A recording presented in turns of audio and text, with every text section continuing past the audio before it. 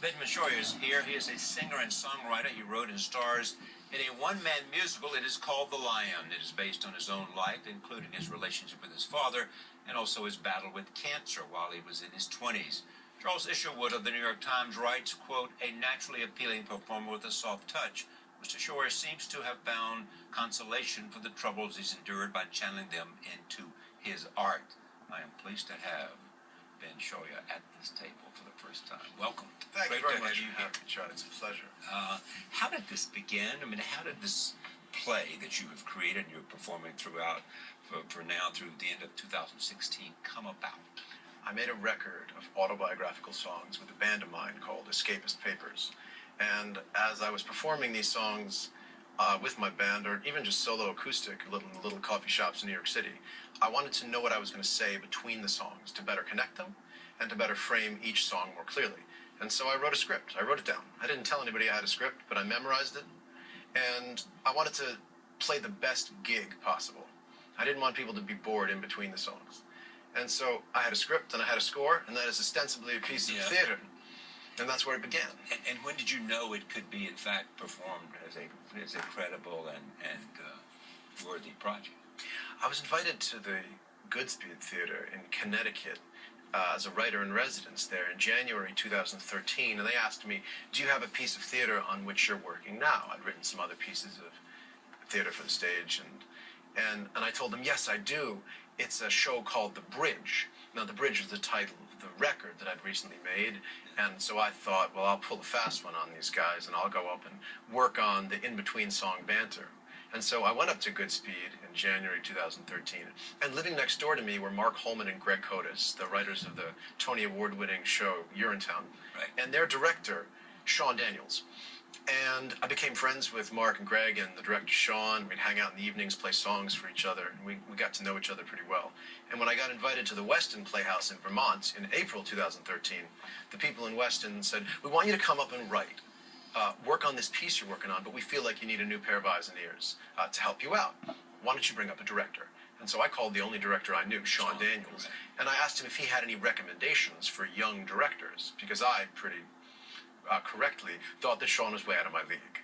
And he made the recommendation for three young directors, and then he said, "For what it's worth, kid, I'll direct a show." Yeah. And you knew you had to direct it then? Yeah, well, I said, "How would you direct it, Sean?" And he said, "Oh, well, you don't have a show yet. You have 4 songs that maybe you're going to cut 2 of. I'd help you outline the piece you actually want to make, the story you want to tell, and then guide you to write the new show." And we wrote 16 new tunes and a whole lot of new scenes. And what was the story that he said you wanted to tell? Well, he actually asked me to sit down and tell it out loud. And it was about my relationship with my dad, and my relationship with a woman called Julia, that went well and then went bad. And then my diagnosis with advanced stage cancer when I was 28 years old, and what it was like to endure that. And then, what is it that I learned from all of these things? What was? Well, I learned that family was the most important thing in my life. And the last song in the show, The Lion, answers the first question that the show asks, which is, what makes a lion a lion? And the song, The Lion, says, "Though I had to learn once more to be a lion without a roar, it's not the roar that makes the lion, it's the pride. It's family." You're very close to your father. He gave you your first guitar. My father gave me, when I was 2.5 years old, a little toy banjo. Even before he gave me my first guitar, he knew that I loved the guitar more than anything because my father played. And he built me a little toy banjo. And my father, when I got older, taught me to play the guitar. Yeah. He died early? He died when he was 48, a week before I turned 14. He died of a brain aneurysm. Talk about your father and how you were able to put that into song as well as conversation. When my father died, he and I had been in a big fight, and we hadn't resolved it. I'd written about, I think I was an annoying teenager, and he was frustrated and from some work of his, and I don't know quite what it was, and he was suffering from depression as well. And in the show, what I present as this big fight was, I wanted to go on a school band trip, and my father said, "Your school work isn't good enough, you can't go." And in the show, I used that as a really just to be indicative of what was a larger tension between me and my dad. So I don't remember exactly what it was that we were fighting about, but needless to say, we never resolved it. And he died. He had a brain aneurysm. I watched it all happen. I went into my parents' bedroom. But did you write all this down, or did you have a terrific memory? Oh, it's seared into my memory. All right, take a look at this. This is a clip from the show. This is the title song, The Lion. Here it is from the play, The Lion. It taught me when in fear to be open and sincere, because sometimes being brave is being scared. And at the risk of getting burned, I tried to guide the bride to learn to find their own ideas of fire and fan the flame. With other stuff to do and see, they left the music all to me. The things that made us lions were not the same. And I always show my teeth when I am smiling. I only say I love you when I'm sure. Inside my gentle paws, I've got some devastating claws, and I'm learning what it means to really roar. Autobiographical stuff. Once you begin to be honest with it, it comes easier. It does get easier, yeah. It gets easier. And was the hardest part the cancer or the fights with your father? Writing about? Yeah. Or the girlfriend? Actually, the hardest part was writing the love songs for my girlfriend, because we'd broken up many years later, and so many years before, and so while writing about cancer felt incredibly cathartic to be able to go back and where cancer had control of me, I could control cancer, I could speak as cancer, and that gave me great agency, and that's incredible alchemy to be able to take a bad thing and turn it into a good thing. So suddenly songwriting becomes this magical technique. Or when I wrote about my father, I was able to learn about him more. Two things come out of this. One is that people come up to you and they say, you're singing my song. Yeah, that's lovely to be able to feel like I can connect with people. Even though they didn't have cancer, it's just their own state of mind. Oh, sure. Because I suppose, Charlie, it's not that the same things happen to us, but that we pretty much feel the same way about the stuff that does. We feel lost. We feel misunderstood. We feel loved. We feel connected to other people, to ourselves. And what have you learned about the connection between suffering and creating art? That art can be magical and take suffering and turn it into something good, even if it doesn't feel valuable at the time. Even by writing down what it's like to suffer, while that might feel stupid or useless or pointless, it's a worthy thing to do. Write it down. Write it down. Okay, here is an animated video that was made from your song, Enchanting Benjamin. Here it is. My father has an old guitar and he plays me folk songs.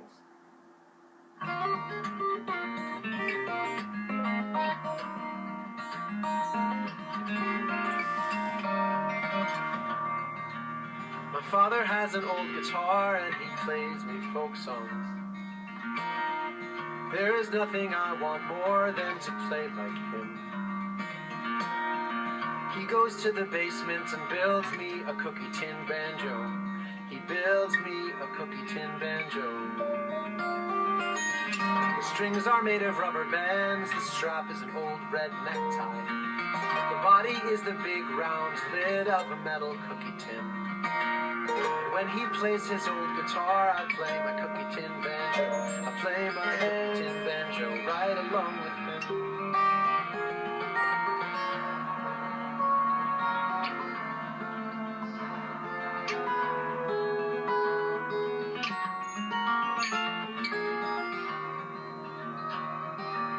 The more we play together, the more I fall in love with music.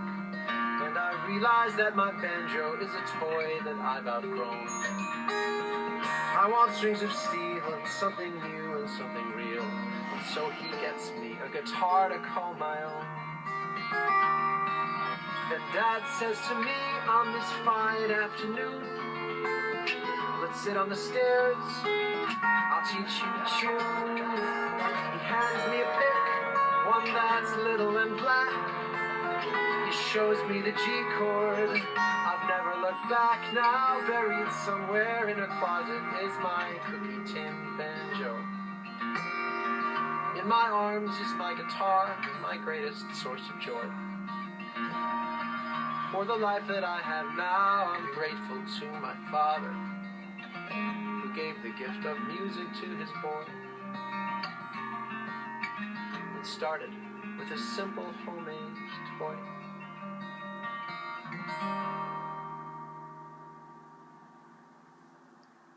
Animation. Peter Bainton. Yeah. When you had cancer, I want to talk about two things other than your father. When you had the cancer, did it give you a sense of mortality and therefore a sense of urgency? I thought that I was going to die. Yeah. Even if I was told that my odds were not bad at all. No. Hodgkin's lymphoma, even at stage 4, is 85% curable. But I thought, how likely is it to get cancer at all? And so, of course, I'll be in the 15% that dies. And so the first thing I did when I found out I had cancer was go to the recording studio. I called Jeff Crayley, who is my record producer and a dear friend. And I started working on the record, The Bridge, harder than ever. Harder than ever. Because I wanted to leave something behind. What is the ambition that you have now that you have gotten rave reviews in London, great reviews here, for a very personal story, a story only you could tell, and you've married music and storytelling. What's next? One thing that's really important for me is to take the two loves that I have, which are making records and making theater, and blending them. Up until really recently, musical theater recordings, the recordings of a show, have been done as a souvenir. In as much as they'll take the band and the cast and record the whole show in one day, and the show is to sell the record. And I think there's a better way to do it. I think that the record is there to sell the show. Yeah. That your record can reach millions of people. And the way that we do that is you make a single of your songs and you make music videos. Because any 10-year-old will tell us that how do you listen to music? On YouTube, on Vimeo, online, and with our eyes. And so I love interdisciplinary work, working with animator Peter Bainton to make the video for The Lion, and the video for Enchanting Banjo has been extraordinary. We're making a new one now for a song called Weather the Storm. And we're making another video for a song called Cure. And so I want to keep making records. I want to keep writing theater. Those songs biographical? No? They're all autobiographical, yeah. Is there any part of you that says, and I can't imagine how it would be necessarily, I'm glad I went through these trials. The relationship with my father, the relationship with my girlfriend, the relationship with cancer, because I come out as a more finely tuned artist. I can't say Or you'd say otherwise, it's not worth it, Charlie. Well, I might have become a finely tuned artist without having cancer, without having lost my father, without having lost my girlfriend. you know, it's difficult to say because we get the cards we're dealt and only those cards, and I think that wanting one thing and getting another and how we deal with that is the kind of person we are. And so I've had the unfortunate circumstance of losing a parent at an early age and of being diagnosed with a very serious illness as a young man. At an early age, and I felt the way that I could get through it was to make art. I love making art about positive things too. I don't think we need to have a bad time to make good art. I think the nature of drama is you want one thing and you get another. You know, the Greeks knew that. I didn't invent that. But to be able to try and document something, and I made a book called Between Two Spaces. I was photographed once a week by Ryle Lerner, a fabulous photographer, while I was getting chemotherapy, and we made a book to raise money for the Leukemia Lymphoma Society. And this book has got... So these are photographs of you getting chemotherapy. Yeah, me getting chemotherapy, and there's some really quite intense images, and there's text from the journals I kept. You know, one of the things that I find most funny in quite a dark way is when I was 30 pounds underweight and gauntly skinny, right before I started chemotherapy, you know, and I was very, very ill, people would come up to me and say, "Oh, you're so thin, you look amazing," and this thing about New York, and so I like the contradiction. My doctor told me, as you get better on the inside, you're going to look worse on the outside, and I love that visual contradiction. Yeah, that's an interesting phenomenon. Here's some of the things you say. I could control to the tiniest detail what I wore, so the worse I felt, the more care I put into the shine of my shoes, the knot in my tie. At another point, you say, "Mother hugs me to feel my middle to see how much fat I have on me. It's highly annoying, endearing, off-putting." So these are photographs of you, some very, very personal, some showing you in chemotherapy, showing you living with the cancer. Yeah, the book is called Between Two Spaces, and it's to raise money for cancer research, and it's on sale at BetweenTwoSpaces.com. We ask you to bring your guitar. Yes, indeed. Well, would you sing us something as we leave this scene? I sure will.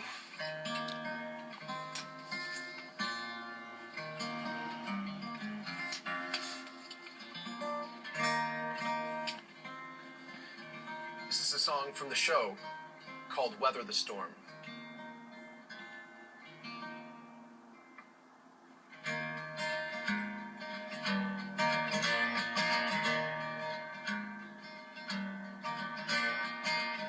Gather round, children, come here to my side. Sit by the fire where it's warm.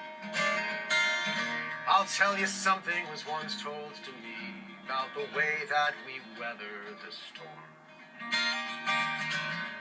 It's not how long the rain falls, or how hard the wind blows, or how deep is the snow in the road, nor the balance we fake when we feel the ground shake and we think that our world will explode.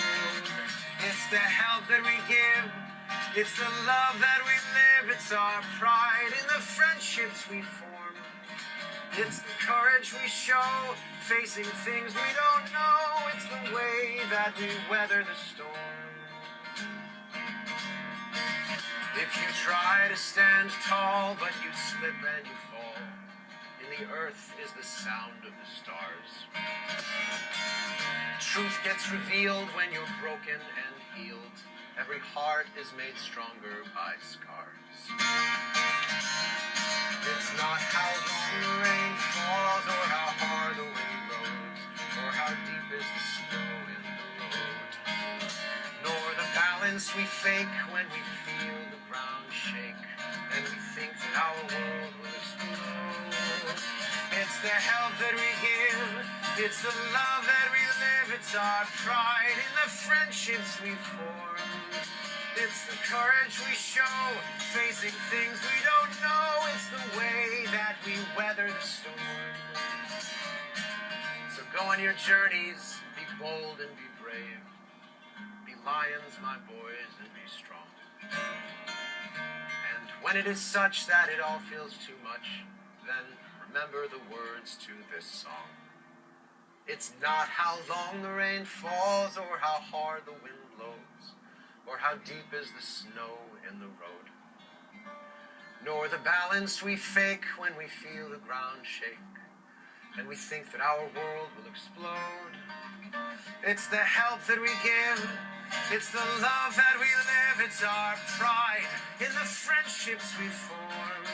It's the courage we show, facing things we don't know. It's the way that we weather the storm. It's the way that we weather the storm.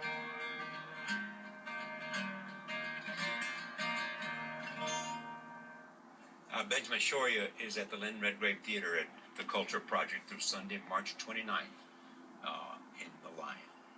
Thank you for joining us. Thanks for having me, Joe. Thank you, Ben. For more about this program and early episodes, visit us online at pbs.org and charlierose.com.